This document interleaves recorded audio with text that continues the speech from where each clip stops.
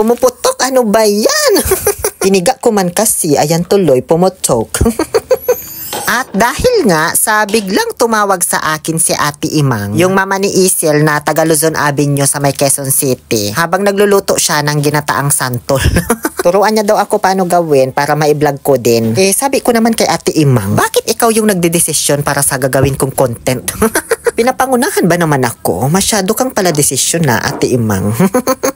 Charot. Pero totoo ha, na tumawag talaga sila sa akin habang nagluluto ng ginataang santol. Kaya ako nagka-idea na gawin ito kasi sakto may mga natira pa akong santol nung nakaraang 7 taon na nagmukbang ako. Kamakailan lang pala yun. O syempre sa umpisa babalatan ko na naman, alangan isama ko yung balat sa pagluluto ah.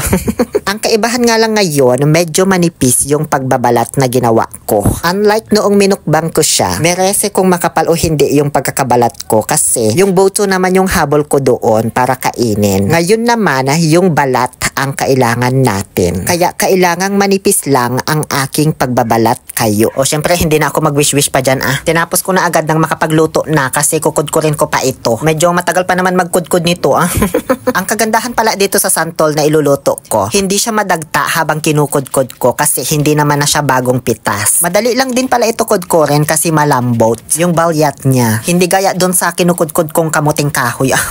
Pag kinudkud yan, syempre hindi mo isasama yung buto ha. Pag naramdaman mong tinatamaan na yung buto, syempre iikutin mo na yan. Ang problema ko nga lang dito, habang kinukuskus ko siya, di ko maiwasang maglaway. Para ba akong asong nauulol? Ganon. Kaya ayan, sumubo na lang ako ng isang boto doon sa nakudkuran ko na nabalat para mahimasmasan naman yung bibig ko. Mabilis ko lang din naman siya natapos kasi nga madali lang. Siguro nasa 8 hours, ganon. Charot. Ano ba yan? Muntikan ko pa malunok yung boto. Pagkatapos ko rin yung balat ng santol, sabi ni Ate Imang sa akin, pipigain ko daw siya sa asin. Kupong sing-sing. Para daw mawala yung pekla. Ganon. Alam nyo, sobrang dali lang din niya pigain. Para ka lang pumipiga ng bulak. Kaya pala cotton fruit tawag dito sa English kasi nga malambot, diba? Nag-enjoy nga ako sa pagpiga niya ni. Parang ayaw ko nang tigilan. O, wala na akong masabi bakit ba? Kailangan ba pag nag-voice over tuloy-tuloy? Pagkatapos kong pigain sa asin, na-curious ako dito sa lasa ng pinagpigaan, kaya ayan, inilup ko siya. Masarap naman, para ka lang umiinom ng santol juice na may halong formalin, ganon. Next step na sinabi sa akin ni Ate Imang, ay pipigaan ko naman na ito sa tubig para mawala daw yung alat. Ito na yung huling piga na gagawin ko, kaya binabad ko na muna sa tubig. Di ko pa piniga agad para hindi magbago yung kulay. Kasi maghihiwa pa ako ng mga aromatic expressions, kaya kapag inagsaw ko na siya agad dyan sa tubig, baka magbago yung kulay niya, mas maging dark brown, ganon. May nakita akong carnivorous sa ref namin, kaya hiniwa-hiwa ko na lang din. Para naman may sahog, lalo't may taba-taba pa ito, diba? Naghiwa na rin pala ako dyan ng bawang at La Union. Habang naghihiwa ako, bigla na naman akong nagkaroon ng premonition na parang mas masarap ito kapag may konting anghang, ganon. Kaya ayan, dali-dali na naman akong nagpunta dito sa may kaharian ng mga Encantadia. Bit-bit itong pinagbalatan ko ng santol para itapon dito sa may tapunan ng Taibaka. At dumiretso na naman ako dito sa may Kagubatan para kumuha ng silye, pero hindi na labuyo. Kundi itong pananim kong siling panigang para sa yung bagang. Diba? Kompleto na dito, B. Gusto ko nga rin sanang gataan to yung purong sili lang ba? Kaso, dadalawang puno lang yung nabuhay. Yung mga tuta kasi namin, tuwing nagdidilig ako dito, sumusunod. Tapos naglalaro dito pag alis ko, ayun, kinukuy-kuy daw. Nagkanda bali-bali yung mga sanga. Ayan, 2 lang na isalba ko. Okay na to Ngayon, pigaan ko na ulit tong santol sa pangalawang pagkakataon. Ayan, tapos na agad. Alangan ipakita ko na naman. Pag may mga gata yung niluluto, mas gusto ko talaga yung gamit na mantika yung ginagamit. Para hindi na ito magamit ng mga manggagamit. Maski sa mga paksiw na may gata, ganyan, mas masarap kapag nilalagyan ng gamit na mantika. Para sa akin lang naman, oo, baka sabihin na naman kasi, hindi kaya healthy yan. Bakit? Araw-araw ba? Tapos nagbabarley naman ako SBG. Nung makomatos na yung bawang at sibuyas, tinraidor ko na itong karne ng baboy. O, tapos may magtatanong na naman, bakit trinaidor? Syempre inilaglag. Pag nilaglag mo yung kasamahan mo, di ba trinaidor mo yun? Ganun. Ba yan? Pati punchline, kailangan pang i-explain. Tinimplahan ko na habang ginigisa yung karne, patis at paminta. Tapos nilagyan ko ng konting tubig para hindi masunog. Kasi kailangan ko pang palambutin itong carnivorous. Nung ganyan na itsura ng karne, parang napiprito-prito na ba, inilagay ko na yung mga kabibi. Nagmukhang oyster man kasi yung itsura. Bi.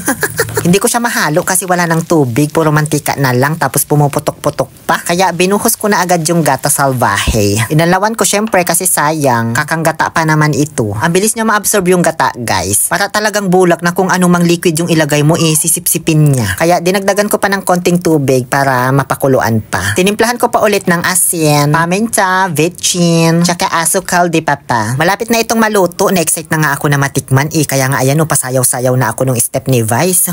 Kaso nung tinikman ko, okay naman, malinamnam yung lasa. Lasang-lasa mo din yung santol. Pero di ko expect na maasim pala siya. Hindi naman maasim na yung mapapapikit ka ganun. Iba lang siguro yung naging expectations ko sa magiging outcome. Kasi nga first time kong lutuin at first time ko rin matikman ito. Kaya akala ko parang Bicol Express yung magiging lasa niya.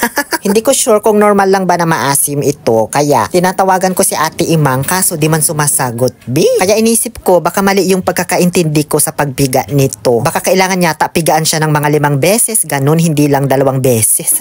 Kaya ang ginawa ko, ayan, dinagdagan ko siya ng tubig. Tsaka ko piniga-piga gamit yung kutsara. Saka ko tinanggalan ng tubig para kahit papaano sumama yung ibang asim niya. Sayang yung nilagay kong gata tuloy, tsaka yung lasa ng mga aromatics, tsaka yung karne napunta lang dyan. Binilhan ko naman ng panibagong gata dito sa may tindahan nila Maribel sa tapat ng bahay namin. Buti nga may kukumama din sila dito. Tapos ayan, inulit ko lang yung proseso kanina. Tinimplahan ko ulit. Sabay na rin ang pag-response nito sa akin ni Izel, yung anak ni Ate Imang. Sabi niya sa akin, normal lang daw na may pagkaasim itong ginataang santol. Ganon daw talaga yung lasa, Diyos ko. Na-stress man ako dito. Tapos 2 beses lang daw talaga nilang pinigaan yung luto nila. Para sa akin naman, sakali magluto ulit ako nito, siguro gagawin ko hanggang 5 beses yung pagpiga. Nilalagyan din daw pala ito ng bagoong alamang. Buti na lang meron pa kaming konti dito. Nung naluto na yung gata, yung parabang nagmamantika na, saka ko na nilagay yung mga silya. Tinakpan ko, saka ko binuksan ulit para haluin na parang pancake. Kaso nung iniitsa ko na siya, parang natakot man ako, baka malaglag. Masasayang lang yung pinaghirapan ko ba. Luto na tong ginataang santol, kaya kakain na ako. Hindi ako nag-aya kasi kinakabahan na ako baka di nila magustuhan dito sa bahay ba. Ayan mukha siyang ginisang tuna. Alam nyo guys, nung itinapang ko na siya sa kanin, ang sarap pala, hindi mo na malalasahan yung asim. Perfect siya sa kanin, mapaparami ka nga lang. Malasa kasi talaga. Ayan nga, naubos ko na yung kanin ko, ang dami ko pang natirang ulam. Nagustuhan din pala ng mga tao dito sa bahay, lalo na itong D&J Power Couple. Expected ko nga may matitira pa kinabukasan pang almusal ko. Wala na pala yun na yung huling kain ko pala na binidyuhan ko man. O siya, sige na. Thank you for watching. Please follow me for more.